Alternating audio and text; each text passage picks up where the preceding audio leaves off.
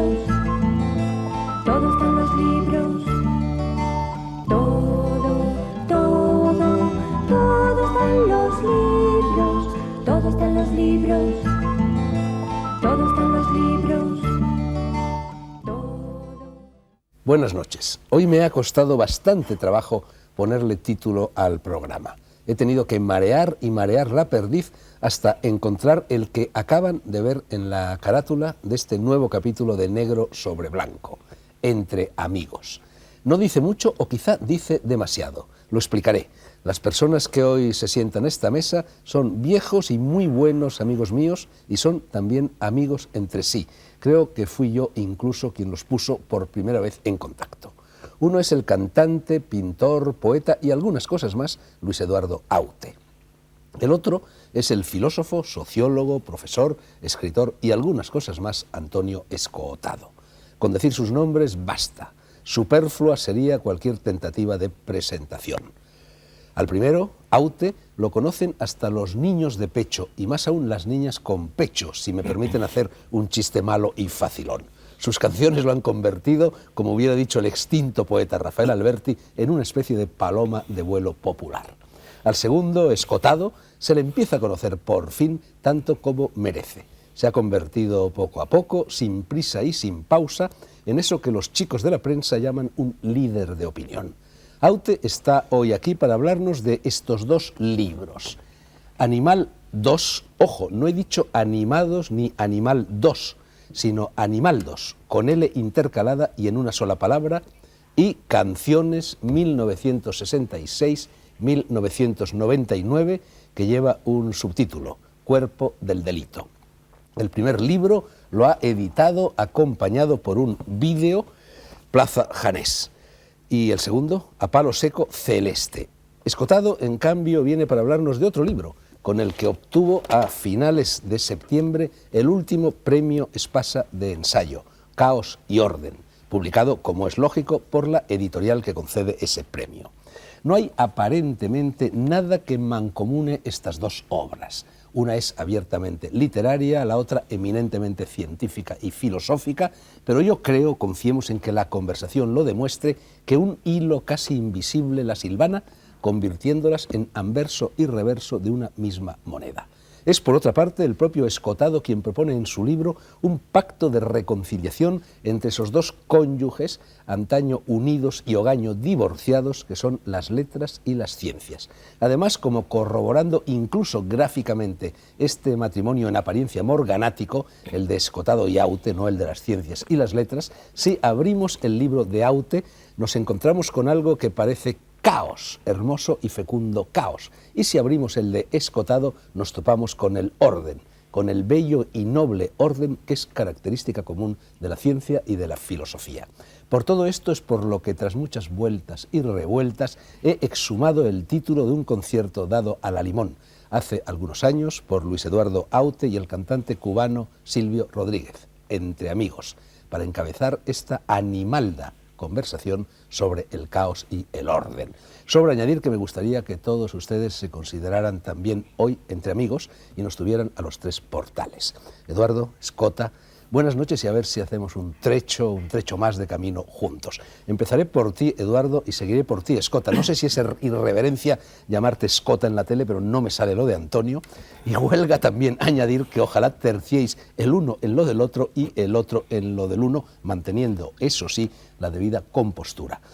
Eduardo, tú eres el puro ejemplo de mestizaje. Castellano, catalán, nacido en Manila. Más o menos eres eso que se llama un punto filipino, que yo nunca he sabido muy bien lo que significa. O el punto filipino a lo mejor es este señor. Me pones en un brete porque realmente no sé de dónde sale, ¿no?, del punto filipino, pero en cualquier caso puede que tenga razón, puede que sea eso, ¿no? Si no viene de ningún lado, pues instauramos aquí el sentido del concepto, ¿no?, punto filipino. Ya verás como hay algún espectador que me escribe una carta explicando el origen de la expresión punto filipino. Siempre pasan estas cosas. Bueno, bromas aparte, Eduardo, de esos tres orígenes, ¿con cuál te sientes más identificado? Pues realmente con ninguno en particular, ¿no? Y con todos en general, ¿no?, como se dice. Probablemente me siento identificado con la no identificación, porque no siento raíces concretas en ninguna de las culturas. Sin embargo, sí, según va pasando el tiempo, me voy arraigando más en un cierto eclecticismo de cantidad de cosas, ¿no? Además, cada vez soy más consciente de que se van cruzando elementos de las tres culturas, ¿no? Bueno, en Filipinas me eduqué en un colegio... Hasta los 14 años, ¿no? Hasta los 11 años. 11 hasta los 11 años. En un colegio americano, o sea, toda mi enseñanza fue en inglés, pero la primera enseñanza fue en inglés. En mi casa se hablaba el castellano y el catalán, mi padre era catalán y mi abuela vivía en mi casa, era valenciana y hablaba en catalán. Y luego en la calle con los amigos del barrio hablaba el tagalo. ¿Tú te cruzaste por allí? El tagalo, sí. El tagalo. Cualquier día vamos a un restaurante chino y te hablo tagalo, que es que todos la mayor parte de los camareros... Bueno, tú hablas el brasileiro e incluso el portugués, ¿no? Sí, sí, bueno, el portugués y el brasileiro son lo mismo. ¿Te cruzaste alguna vez allí en Manila o en Filipinas con Gil de Viedma? Sí, yo no recuerdo. Me lo crucé después ya en Barcelona, ¿no? Pero él era el presidente de la compañía de tabacos de Filipinas, que era donde trabajaba mi padre, ¿no? Y me conocía de pequeño y estuvo en mi casa varias veces, lo que pasa es que yo no sabía quién era, evidentemente. Yo tendría, pues no sé, 5 o 6 años, ¿no? 7 años. Bueno, a propósito del mestizaje, del tuyo y de todos los mestizajes, el otro día leí algo que me dejó francamente desconcertado. El autor del artículo, era un artículo, decía que el mestizaje es la principal causa del pensamiento único. Su razonamiento era la globalización, al fin y al cabo es mestizaje, mezcla las cosas, y en cambio la preservación de la pureza de las culturas étnicas o nacionales garantiza la diversidad. Me dejó desconcertado porque siempre habíamos creído lo contrario, el mestizaje como diversidad frente a la cultura dominante, y esa es también la postura que tú, escotado, adoptas en tu libro. Dices, solo algunos fundamentalistas niegan hoy que el cruce de distintas cepas humanas tiene para una sociedad el mismo efecto saludable que para un campo ser polinizado y etcétera. Claro, ¿Qué os parece esta paradoja? Bueno, es que lo de pensamiento único es una palabra muy equívoca. Quienes hablan de, digamos, arrojan esa palabra a otros como si fuese un mal o un defecto, son los que realmente pertenecen al pensamiento único. O sea, todo esto que se llama ahora globalización es un proceso muy largo, muy denso, pero básicamente significa que el capital se ha hecho nómada, porque el capital ha dejado de ser capital en el sentido de instalaciones, tierras, títulos de acciones que se cotizan en bolsa. Capital vuelve a ser lo que siempre fue: trabajo humano, maestría, oficio, laboriosidad, ingenio, innovación. Poco a poco se va realizando eso. Y entonces esto, por supuesto, es nómada. O sea, no puedes retenerlo, no es que surja en un sitio y ahí se queda y puedes cobrarle aranceles al que entre o al que salga. Lo único que creo es que el proceso de globalización tiene que continuar, y no ser solo globalización económica, tiene que ser globalización jurídica.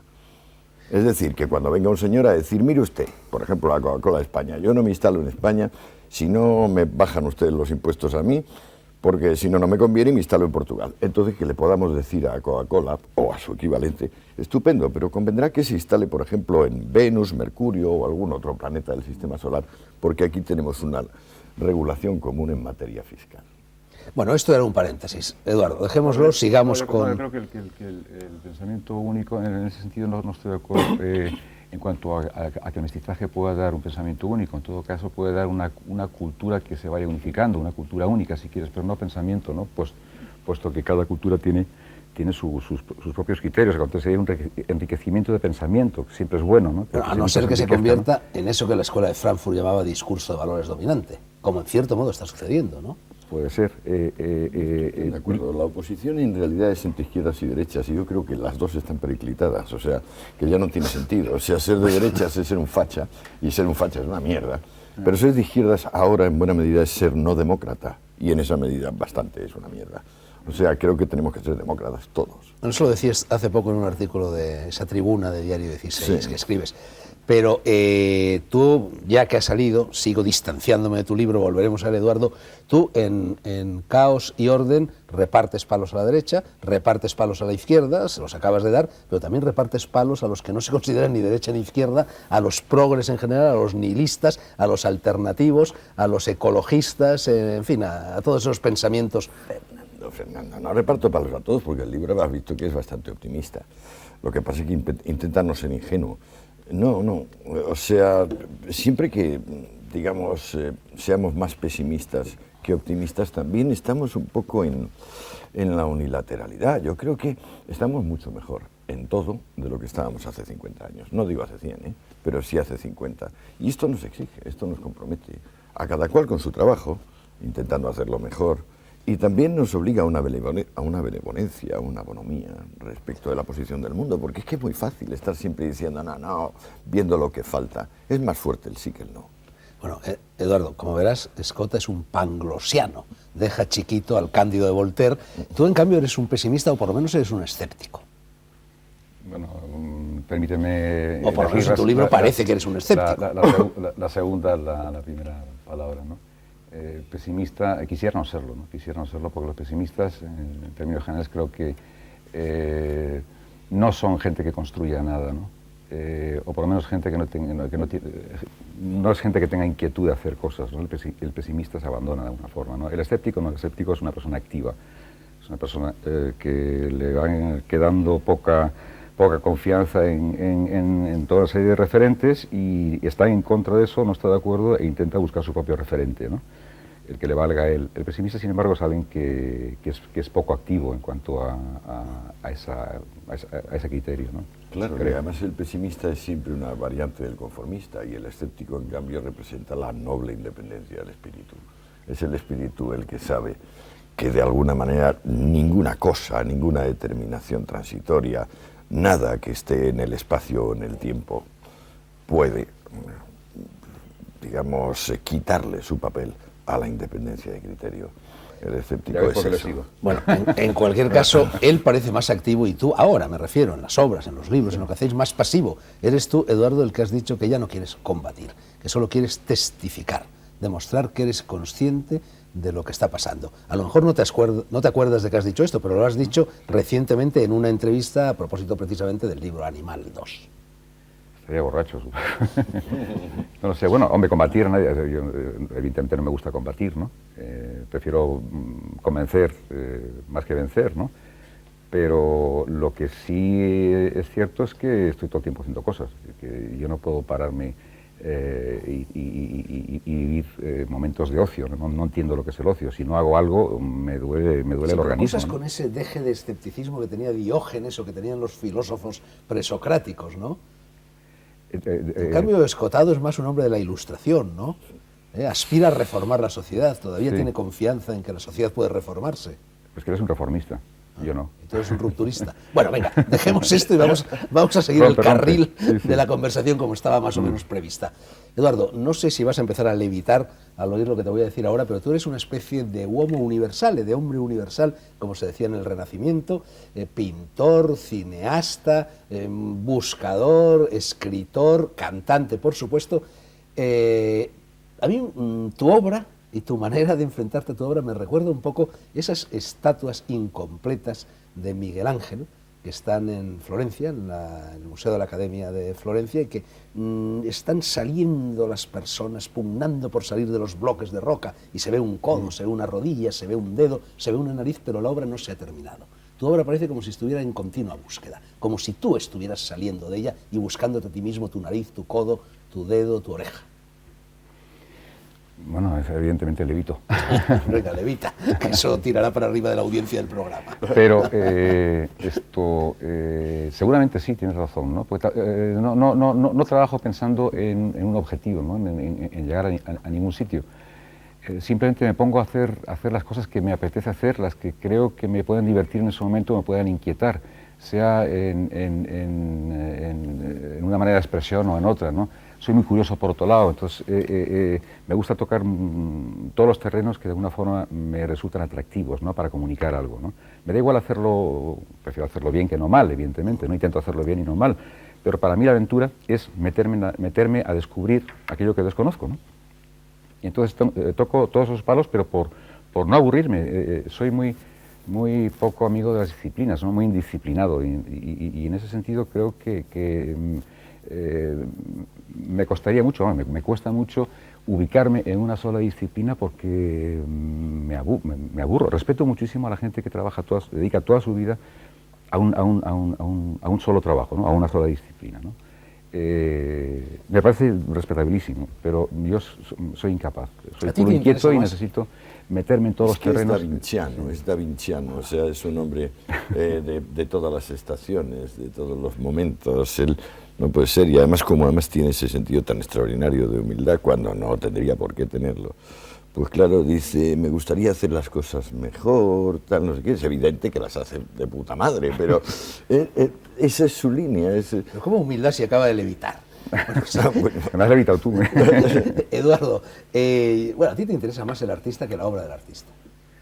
Te interesa más lo autobiográfico, y toda tu obra en definitiva es autobiográfico. Te interesa Hemingway, te interesa Buñuel, te interesa Dalí, te interesa Goya, te interesan estos artistas que, por así decir, eran más papistas que el Papa, más artistas que el arte.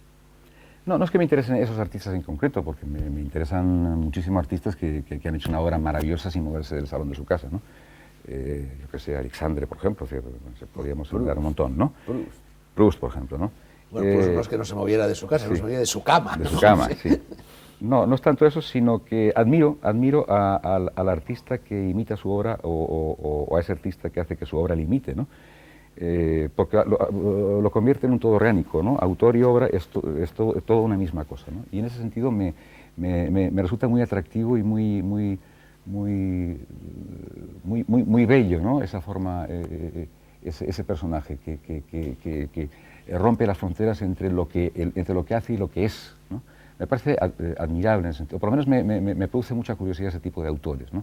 Pero en ningún momento rechazo al autor absolutamente dedicado en su rincón a hacer una obra absolutamente maravillosa.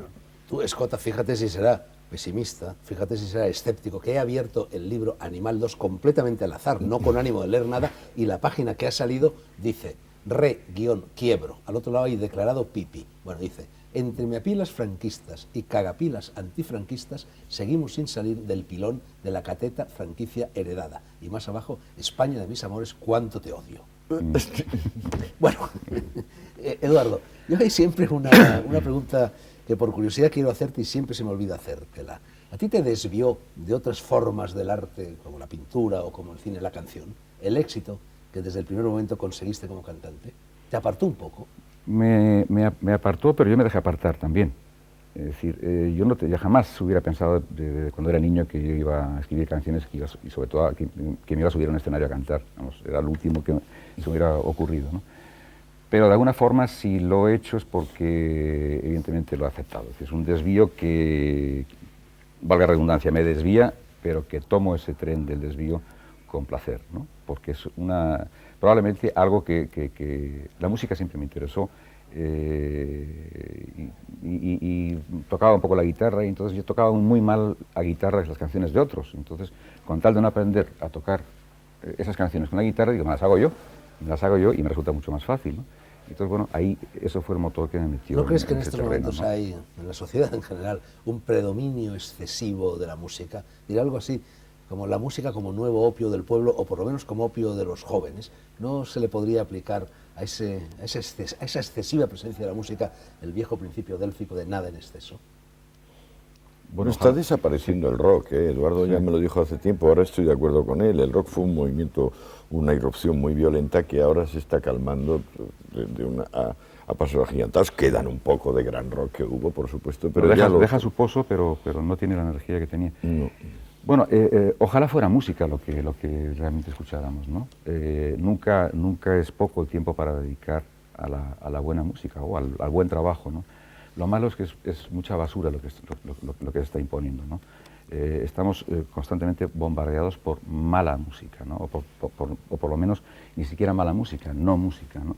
Entonces eso evidentemente es deplorable. Ahora, ojalá fuera buena música la que Bueno, pero escucharla. en su fuera, caso ¿no? es poesía y música. El hacer una canción son las dos cosas, ¿eh?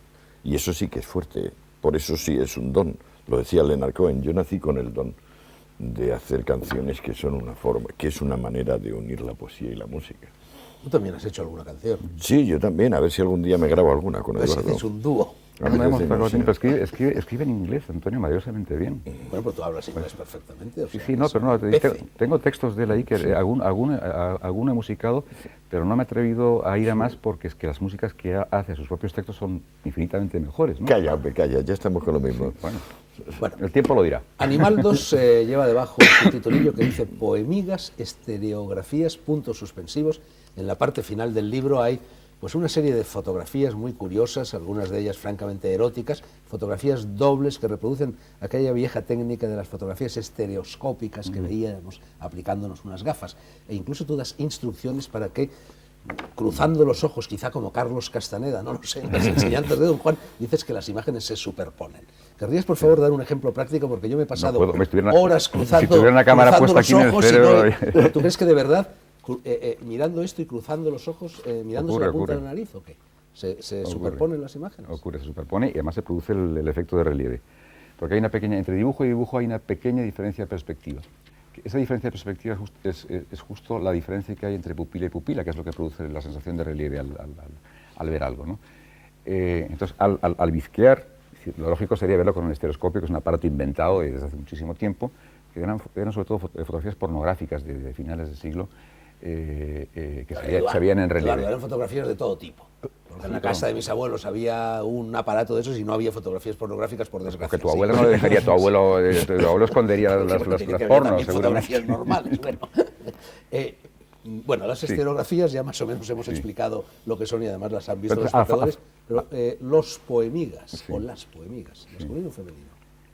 Pues me ha puesto en un brete, porque no Andrógino. poémica, andrógino, en todo caso. Bueno, ¿qué andrógino, son sí. las poemigas? Sí. Que es lo que más hay en el libro, Pues ¿no? sí, bueno, pues son esos textos breves que no son ni greguerías, ni haikus, ni epigramas, ni sé lo que es, ¿no? Entonces, los he bautizado como poemigas, más en el primer libro, porque en el primer libro había más intención de poema, ¿no? Poema con juegos de palabras, con juegos de letras, ¿no? Y en este caso, en el 2, no hay tanto concepto poético, no son más textos lúdicos que intentan atravesar las palabras, ir un poco al otro lado del espejo de las palabras, retorciéndolas, destruyéndolas para encontrar conceptos ocultos que hay detrás de las palabras, ¿no? El título del libro ilustra muy bien toda la intención de estos textos, ¿no? La palabra animal, que habitualmente utilizamos como sinónimo de bestia, no tiene nada que ver con la bestia. Como se decía, los animales no tienen alma, es una barbaridad, porque animal viene del latín anima, entonces más almático que lo animal no hay nada, ¿no? Entonces, evidentemente, una cosa es, le quitas la L a animal y es ánima, ¿no? Entonces, evidentemente, el animal tiene alma, ¿no? El título explica efectivamente muy bien el libro, pero también lo explica el prólogo de Carlos Edmundo de Ori. ¿Qué es de él? ¿Dónde lo has encontrado? ¿Está todavía en el sur de Francia? Está en el sur de Francia, en un pueblo precioso, en Tessiglimont, una bien, casita escribe preciosa. poesía No, bien, todavía. está con un vigor tremendo, escribe poesía. Me acaba de editar un libro hace poco, acaba de presentarlo hace un par de meses. Sí, el libro lo tengo. Precioso A libro. ver si le convences para que venga negro sobre blanco, Eduardo. Ah, no, seguro, si me le invitas, evidentemente. Invitado ¿no? queda. Y el libro lo explica también muy bien una cita de Ernesto Sábato, que lleva al principio, que dice: el hombre de hoy es una venda que envuelve el vacío absoluto. Más pesimismo, como verás, más escepticismo. Así Eso era el dice hombre. Sábato, no lo digo yo. Así era, sí, pero tú lo recoges y lo colocas en el frontispicio del libro. Así era el hombre invisible de aquella película que veíamos de niños, que solamente se le veía Exactamente. cuando estaba vendado, ¿no? Exactamente. Premonición del hombre contemporáneo, yo creo, ¿no? Wells, siempre profético. No corre el riesgo este libro, Eduardo, de que hay tanto juego de palabras, hay tanto ingenio, que el lector se quede eso, con el ingenio, con la lectura más superficial y no entre dentro. se queden Bueno, chispazos, se queden cortocircuito. yo quisiera que no, ¿no? Yo quisiera, sí, la intención del libro era hacer primero un libro divertido, un libro que incluso la gente se riera leyéndolo, y efectivamente hay amigos que lo han leído y de repente los veo riéndose después de leer un texto, ¿no? Y después invitar a que después de esa lectura el lector encontrara otros signos ocultos detrás, ¿no? O no tan ocultos, ¿no? Yo creo que, que el juego de espejos es bastante evidente, ¿no? No creo que sea nada complicado, ¿no? Tú antes has dicho que no sabías muy bien lo que era el libro, yo sí lo sé, y en realidad no lo he inventado yo. He encontrado una definición magnífica de lo que es este libro en alguna parte, en algún periódico, una definición que dice: son pensamientos concebidos para leer deprisa y luego quedarse mucho tiempo dándoles vueltas. Exactamente, eso quisiera, esa es mi voluntad, ¿no? Y es lo que me ha dicho la gente que ha leído el libro, ¿no? Que es un libro que se lee fácilmente, se lee en media hora, un poco más de media hora, y luego al cabo del tiempo deja un regusto que empieza a reaparecer otra vez con otro juego de espejos, ¿no? Bueno, es que es el pozo, él deja el pozo básico este de que rompe con las compartimentaciones clásicas, o sea, él hace que haya afluencia, o sea, su mestizaje, en este caso es un mestizaje de la poesía con la música, de la imagen con el concepto, o sea, él no permite que se queden separados, su propia vida, digamos, su propio tono davinciano, le permite reunir como broma la tragedia máxima, como tragedia máxima la broma, es decir, él no deja títere con cabeza y así, una vez más, el espíritu está vivo, bulle el espíritu ante el lector. Tú habías prologado el Sí. primer animal, Animal 1, que lo sacó el Cantor Europeo, ¿no? Europeo, sí. Y abro Primero lo prologué en 20 páginas y luego me di cuenta que era un disparate pues Sí, claro. y lo reduje a una. ¿Sí? Son poemigas, un proloigo. Abro también este otro libro, El Animal 1 al azar, y me encuentro con algo que tiene bastante que ver con esa pequeña discusión que hemos tenido acerca del género de las o los poemigas. Dices, ¿por qué el yo y no la yo? Pregunto yo ya. ¿Y lo yo qué tal? ¿No sabes que Borges tenía un gato enorme en su casa, castrado, y que entonces en cierta ocasión una amiga mía que fue a visitarlo le dijo: ¿y esto qué es, gato o gata? Y Borges dijo: uy, esto ya ni se sabe, esto es lo gato. Bueno, pues lo mismo vienes tú aquí a decir, ¿no? Eduardo, última pregunta antes de la publicidad un poco seria. En el 73 grabas Rito. En el 76, si no estoy equivocado, grabas Sarcófago y Templo. Y en este libro, que recoge no tus poemas, sino las letras de tus canciones, Mauricio de Miguel dice en el prólogo que tú eres un gnóstico, lo que pasa es que eres un lírico agnóstico lleno de creencias y que tienes una profunda preocupación religiosa que sin embargo se manifiesta incluso a través de la blasfemia, incluso a través de la provocación, incluso a través del agnosticismo o del ateísmo. ¿Qué hay de eso? Un teólogo. Un teólogo, sí, no sé. Yo me siento cada vez más incapaz de entender al ser humano lejos de un sentido religioso, ¿no?, de la vida. No vaticanista, es decir, yo creo que también hay un texto ahí que dice que el peor enemigo de Dios, en el caso de que exista, es la Iglesia, ¿no?, o las iglesias, ¿no? Bueno, pero no hablamos de eso, Sí, no hablamos de iglesias, no. hablamos de... Pero, ¿de qué hablamos? De Dios, de teólogos, Sí. de No, del espíritu sentido religioso, gnóstico, del sentido de- religioso sí, porque no, yo creo que no hay pensamiento sin ese sentido religioso. Es decir, que la primera reflexión del ser humano surge a partir de la necesidad de descifrar el por qué estoy aquí, dónde vengo y dónde voy. Es decir, y eso es, yo creo que la materia de la cual se nutre, no la religión, que a mí religión me suena a institución, no, sentido religioso, que es para mí algo distinto. No, hombre, Eduardo, Entonces si pensar, religión- reflexionar, si religión viene tener de, sentido religioso. de religar. De religar, sí, Es ligar dos de veces. reunir. No, pero cuando oigo la palabra religión me suena a institución. Es decir, la religión es como algo hecho, ¿no?, conforme, algo sólido, ¿no? Y para mí el sentido religioso es dinámica, no es nada sólido, es la búsqueda, ¿no? Es estar intentando encontrar respuestas a preguntas que no sabemos qué respuestas tienen. Esa dinámica es el sentido religioso de la vida. desde Una mi punto de búsqueda vista, ¿no? accionada por dos motores, los dos muy religiosos, los dos muy clásicos, la muerte y el sexo, Eros y Tánatos. Eso está detrás de toda tu obra. Cantada, Bueno, toda mi escrita, obra, pintada, dicha. Yo creo que detrás de cualquier obra, yo creo que son una materia prima a partir de la cual se puede trabajar, a partir de la cual se puede reflexionar. El cuestionarse la vida surge a partir del momento que entran en conflicto los conceptos de sexo y muerte. Detrás ¿no? de caos y orden también está Eros y Tánatos. Pues Yo creo. sí, por supuesto que sí. Lo que pasa es que también se puede llamar Dioniso y Apolo, por ejemplo, en este caso, ¿no? El dios de la savia y el dios de la luminosa forma. Y después de estas dos preguntas serias, antes de la publicidad, una pregunta frívola. Eduardo, he leído en tu currículum, no lo sabía, me lo habías ocultado, que en el 83 cantaste con uno de los grandes amores frustrados de mi vida, Joan Baez. Ah, sí. ¿Cómo era? Yo nunca me he acercado a ella, era un amor platónico desde Sí. lejos. Bueno, fue en el Palacio de Deportes, creo que en una feria de San Isidro, que le habían invitado a dar un concierto, y bueno, cantaba con ella. Yo hacía una parte del concierto y ella hacía otra parte. Y al final salía con ella y le hacía unos gorgoritos, ¿no? que más que nada propiciaron su canción. Una mujer, siempre fue una mujer muy bella. Yo no encuentro eso, es decir, la monja, no la monja y tal, no, yo creo que es una señora tremendamente sensual. Buen cuerpo tenía, ¿no? Buen cuerpo tenía, ¿no? Buen cuerpo y bueno, Y tú que tienes fama de ligón, no ligaste ni pero, religaste pero con Joan ella. Baez tiene, por lo visto, una vida erótica absolutamente fascinante, Claro, que ¿cómo lo parece sabes? ser, ¿no? Parece Cosas ser. que cuentan, Parecía ¿no? monja, pero yo vi una vez de pura casualidad una foto suya en una playa en bikini y digo, caramba, con la monja, ¿sí? Sí, sí. No, pero una vida sexual bastante desaforada. por lo Después de los anuncios le robaremos algún minutejo a Escota para que nos digas qué es el gran proyecto. De momento no sé si la publicidad contribuye al orden o contribuye al caos, pero en todo caso aquí la tenemos.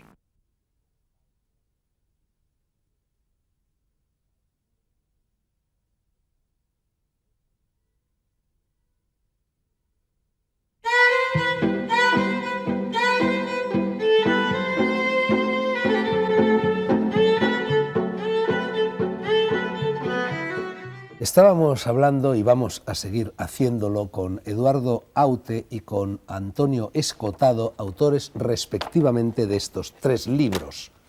Caos y orden, de Espasa, Antonio Escotado, Canciones, 1966-1999, y Animal 2, en una sola palabra, publicado este por Plaza Janés, escrito por Eduardo Aute, y el otro por las ediciones Celeste. Vamos con Caos y orden, vamos con el premio de ensayo Espasa de este año. Escota, esto es un fractal, ¿verdad? Explica a la gente lo que es un fractal y yo, de paso, te pregunto, ¿es la estructura molecular de la belleza? Esto parece un líquen marino, parece que hace buena la frase aquella de Oscar Wilde de que la naturaleza imita el arte, ¿no? No, es que los fractales tienen muchos lados. Los fractales se pueden definir así rápidamente como la presencia de infinitud en áreas finitas. Esa es, digamos, la definición técnica que da Mandelbrot. También se pueden definir como una geometría que al fin cumple su nombre, es decir, que mide la Tierra, geos, metros. En la práctica son un procedimiento que no era concebible para nosotros hasta que se inventaron los ordenadores, que es coger y a una función, en vez de intentar despejarla, despejar una incógnita, le vas dejando que haga camino, eso se llama iteración. O sea, que se vaya multiplicando por sí misma y se sume una constante. Si esa multiplicación sumada a la constante se va fijando cada uno de los resultados como puntos en un plano, tras 1000 pasadas hay 1000 puntos, tras 100.000 pasadas hay 100.000.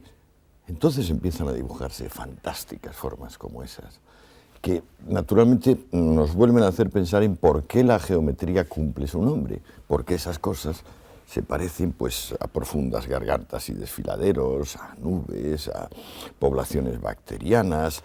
Tienen mucha más relación con lo real que el mundo de la geometría euclidiana, que es tan frío, hecho a base de planos, puntos, curvas regulares. Aquí todo es absolutamente infinito. ¿La teoría del caos sería la traslación de ese modelo del fractal a la sociología?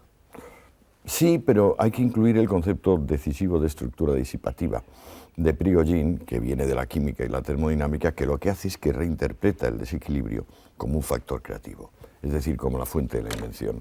Hasta ahora entendíamos que un mundo, si no era en equilibrio, si no mantenía el equilibrio, habría desaparecido. La termodinámica de Prigogine, la termodinámica del desequilibrio, nos muestra todo lo contrario y además es, una vez más, como también la geometría fractal de la naturaleza, algo que tiene relación con nuestra vida, con lo que sentimos, tocamos, vemos, con nuestra intuición particular. Estábamos sometidos a un mundo ideal, autoritario, el que nos viene, digamos, desde las órdenes originarias del Génesis y luego se expresa como dinámica de fuerzas y masas en Newton o diferencia entre el soberano y los súbditos. Todo pertenecía a la misma historia de simplificación autoritaria, de cadena inapelable, de órdenes descendentes, de muy poca atención al medio. O sea, suena igual el toque de Diana, haga frío o haga calor, esté la gente cansada o no lo esté.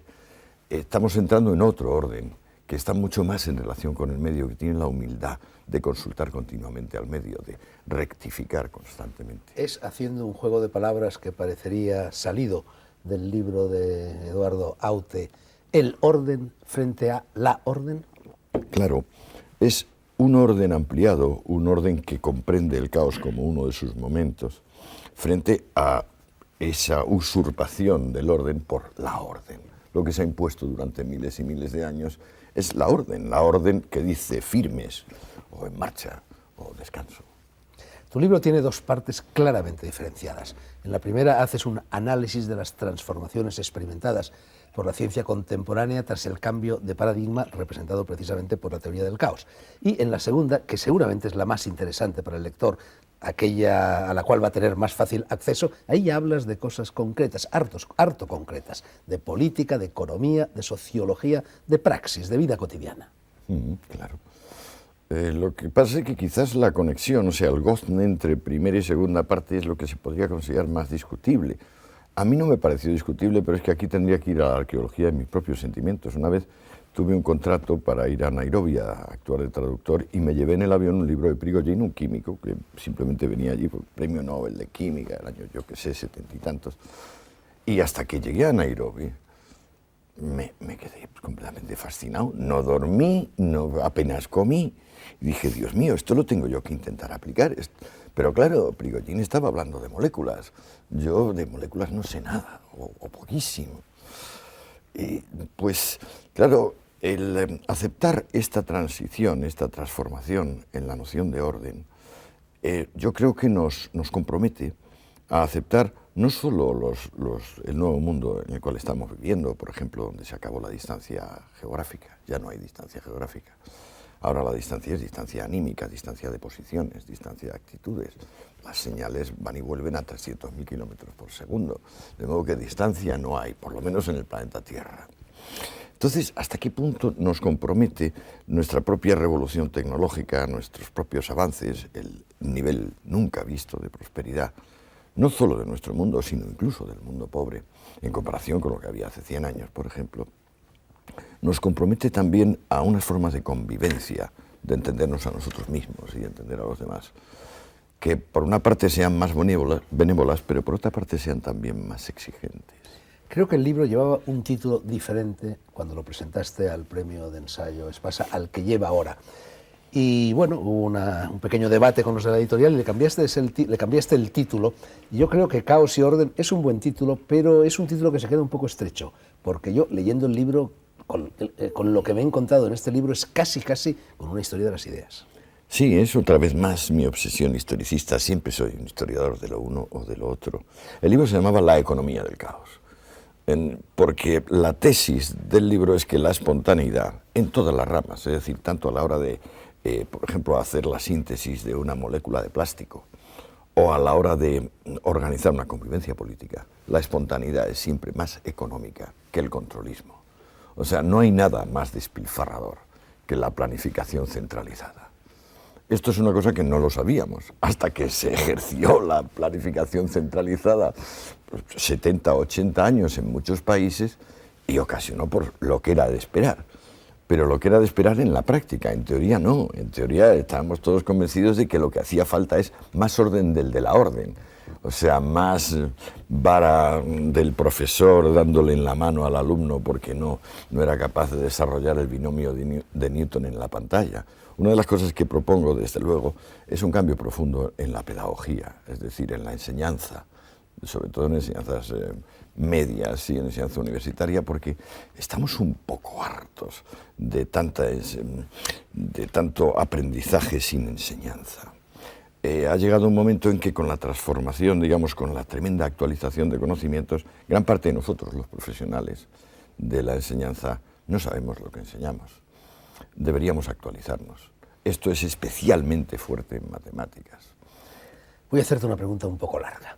Por una parte, sales al paso, me parece que es en la página 22, de la farsa montada en y alrededor de la ininteligible jerga técnico-científica que, literalmente, sirve hoy para velar una falta de nociones precisas, envolviendo banalidades o incoherencias en un abstruso ropaje de pseudo-información.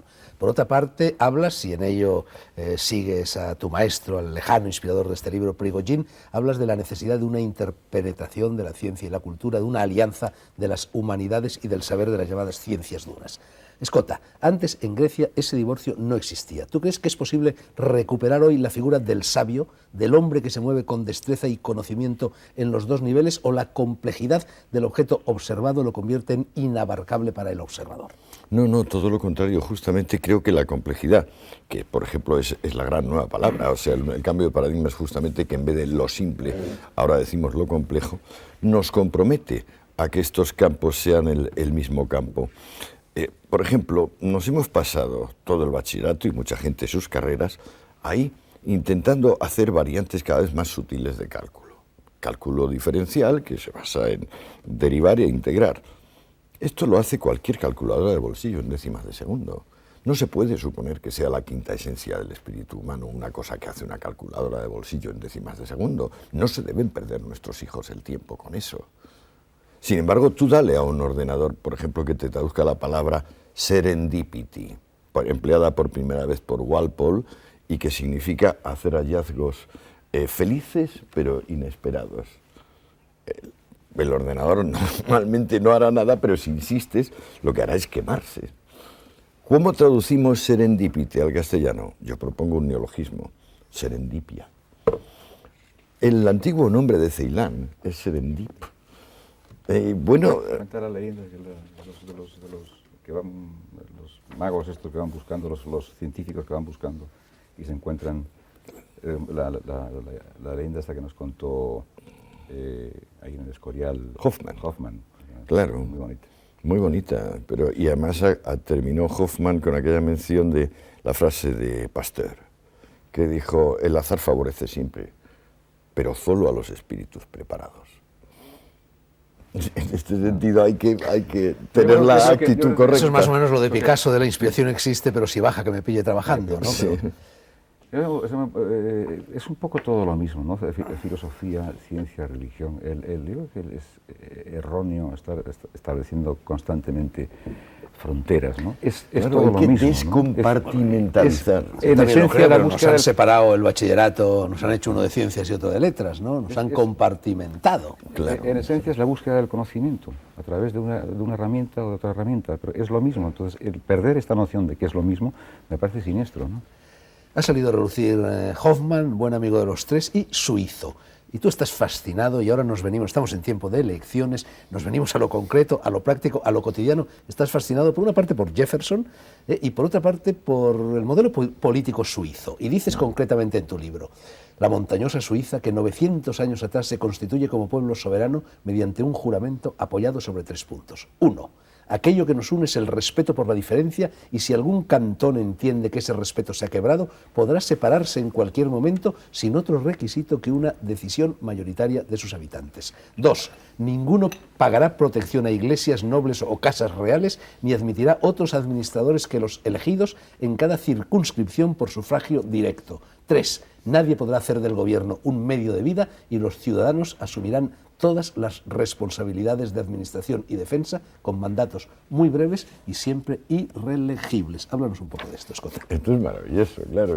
Esto es la democracia, pero yo creo que no solo es la democracia. Los suizos hace 900 años instauraron un sistema que ahora Gore o Gingrich o Clinton llaman real-time democracy, o sea, democracia en tiempo real, que empieza a ser posible gracias a instituciones que ahora no existen del todo, pero que claramente van a existir bien, o sea, rápidas, seguras y baratas. Me refiero a Internet.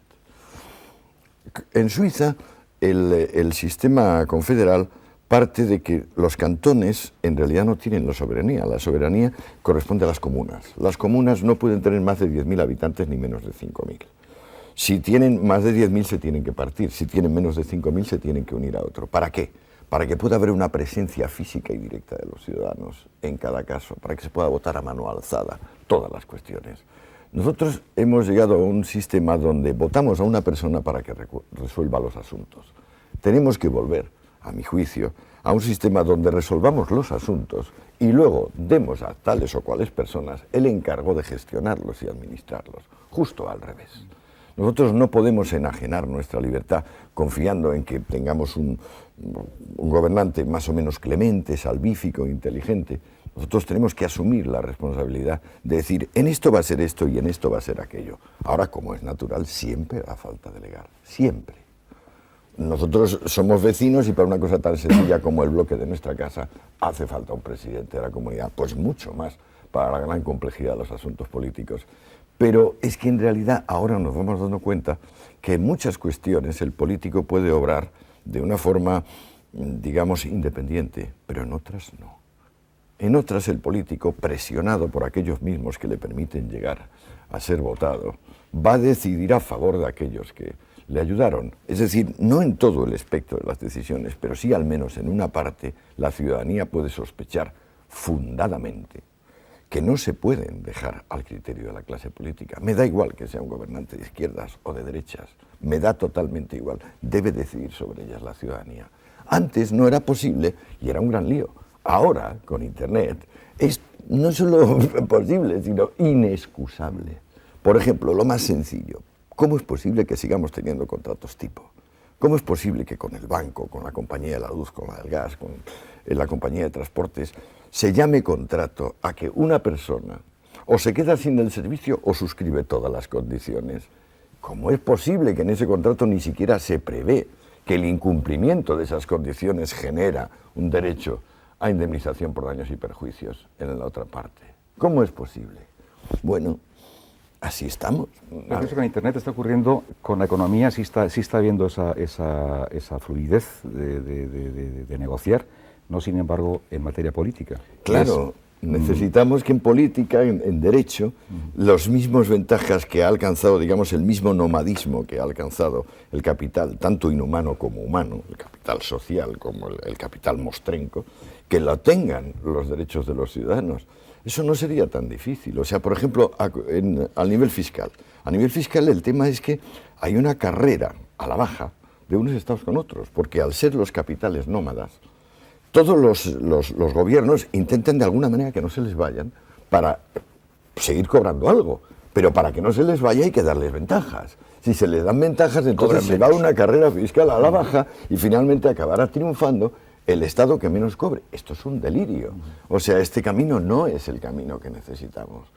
Por ejemplo, ahí vemos una vez más la urgente necesidad de una globalización, porque si no, ¿qué pasa? Que el que tiene de verdad dinero no paga.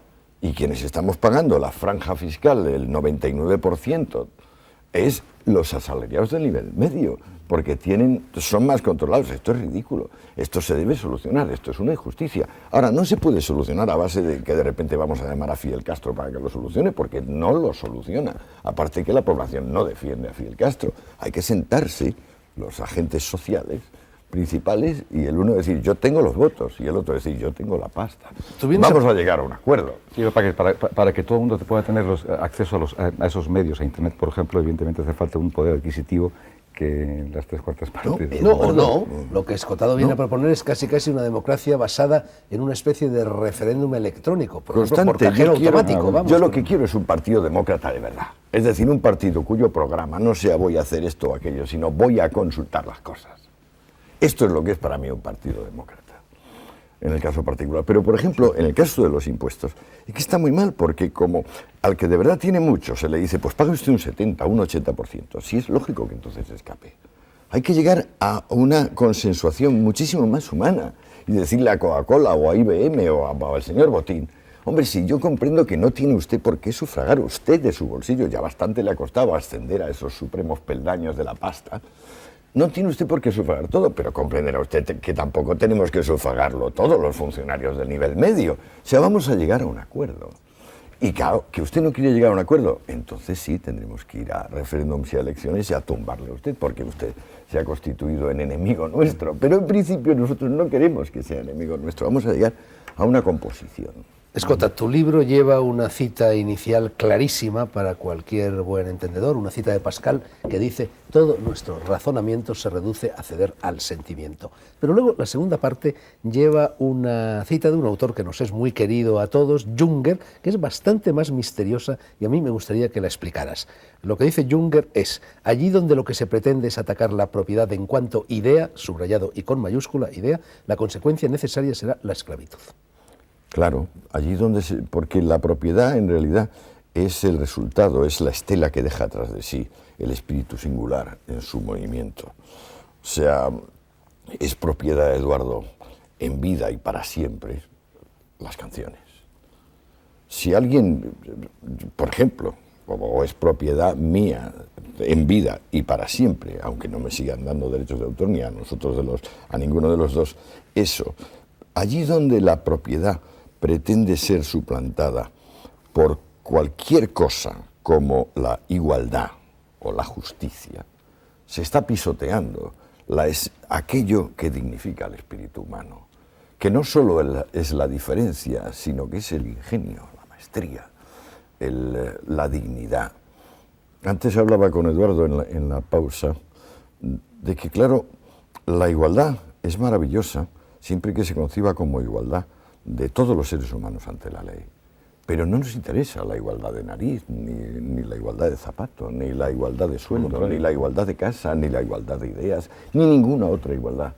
Entonces, cuando se ataca a la propiedad en tanto que idea, lo que se ataca es a la diferencia intrínseca de los seres humanos, es decir, a la profunda espiritualización que cada vida incluye. O sea, al hecho de que verdaderamente somos pozos insondables, o sea, tenemos una infinitud hacia adentro. Algunos son criminales en serie y otros son santos como la Madre de Teresa de Calcuta. Bueno, hablando apostillando un poco, hablando de la propiedad, hablando de las canciones, es curioso que concretamente los derechos en el mundo de la música no son a perpetuidad, no son para siempre, duran 70 años, ¿no?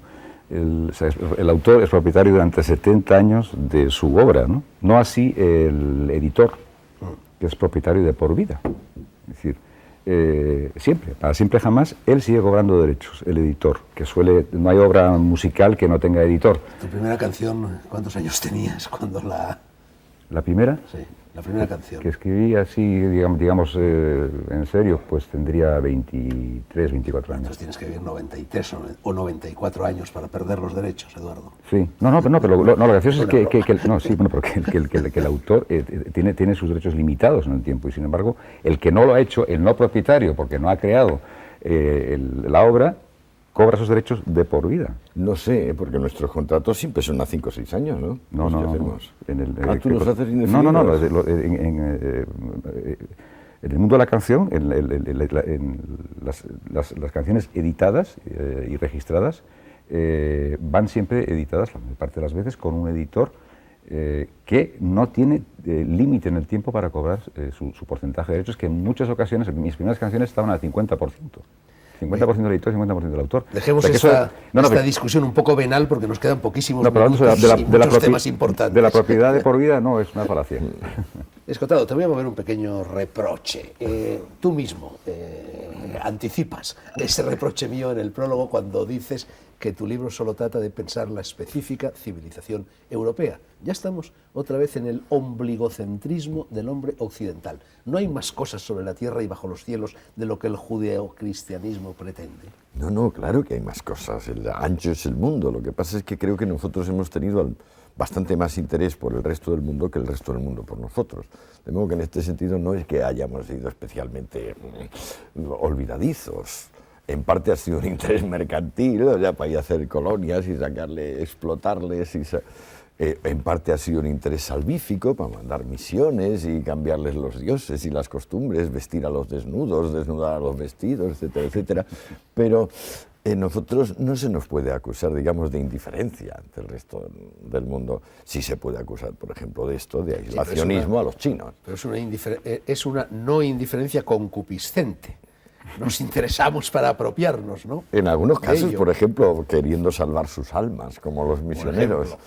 Sí. Escotado, ahora todo es consumismo. Ahí se encuentran los chinos y los norteamericanos, los iberoamericanos y los españoles, los japoneses y los europeos. También lo dice Eduardo Aute en su libro. Tú te refieres a ello diciendo que nos gobierna una especie de Leviatán light, cuyo propósito es sustituir la demanda, tradicional fuente de la actividad, por la oferta en un proceso de marketing universal. Cuando yo era un hippie, el consumismo era el diablo, ahora es el Mesías. Tanto y tanto. Me gusta mucho que me des esa opción de entrar ahí, aunque sea rápido. Antes había que defender al ciudadano, ahora hay que defender al consumidor. Es decir, la agresión actual no es sobre derechos civiles o sobre libertades de expresión o sobre derechos, no, que va. La agresión actual está en la base de que, bueno, vayas a una tienda, vayas a una agencia de viajes, a poco que te descuides, la oferta se sobrepone a la demanda. Pero claro, la base de la actividad económica, léase Adam Smith, léase Carlos Marx, léase el libro, el manual de Samuelson que estudia todo el mundo que estudia Derecho o Económicas ahora en primero, dice el origen de la actividad económica es el deseo. Las narices. Los asesores privados de Reagan, los que dan lugar a los Reaganomics, que son Reagan-Thatcher, ese matrimonio estereofónico, los abuelos estereofónicos, Reagan-Thatcher, sí. Estos dos están presididos por unos economistas, una variante de la economía que se llama teoría general de la oferta. La idea es que la única manera de inyectar bienes, dinero en el circuito económico y así producir desarrollo y crecimiento es que haya muchísima superfluidad. Es decir, que al rico le sobre realmente tanto, le salga tanto por las orejas, que entonces invierta. ¿Cómo? Asegurándole de que la oferta se impone a la demanda, asegurándole de que las personas serán domadas. Irán al Corte Inglés pidiendo un traje de pana y se llevarán lo que el Corte Inglés diga, que es todo menos un traje de pana, porque trajes de pana no hay en el Corte Inglés. Hace poco he leído, creo que fue Clinton, que dijo que la forma de resolver los problemas económicos del tercer mundo era repartiendo mucho internet y teléfonos móviles. No sé si lo habéis leído en la prensa.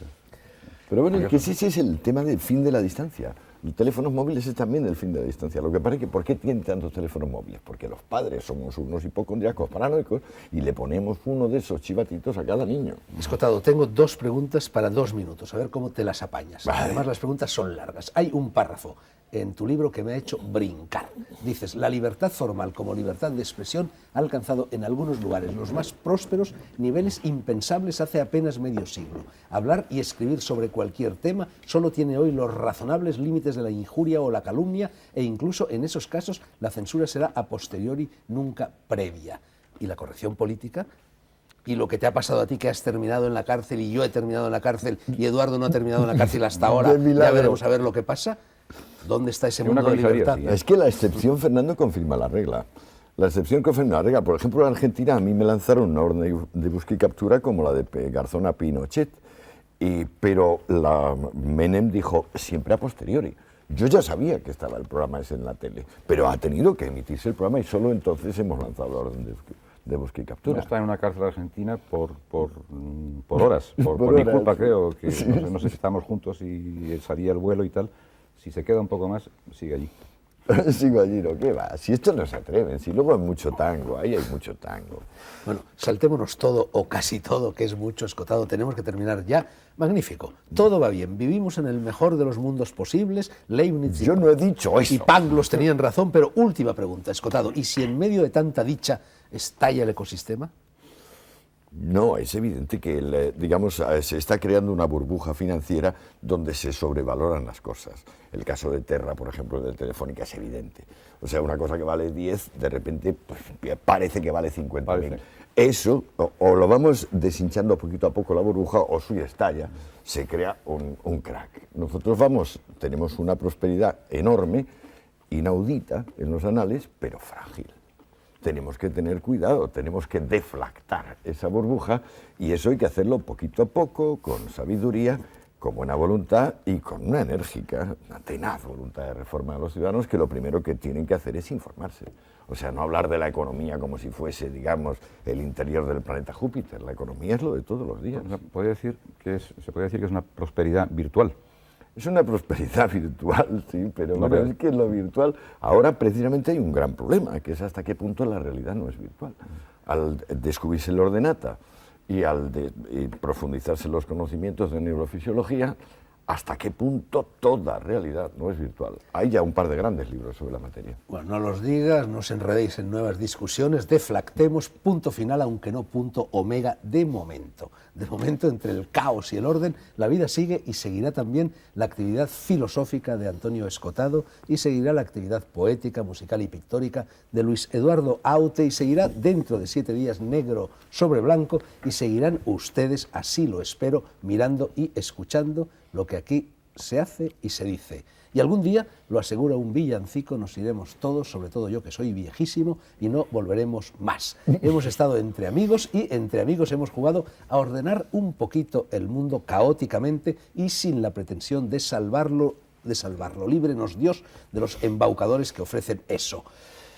Eduardo Aute, Antonio Escotado, gracias también a todos ustedes. La próxima semana más. Buenas noches.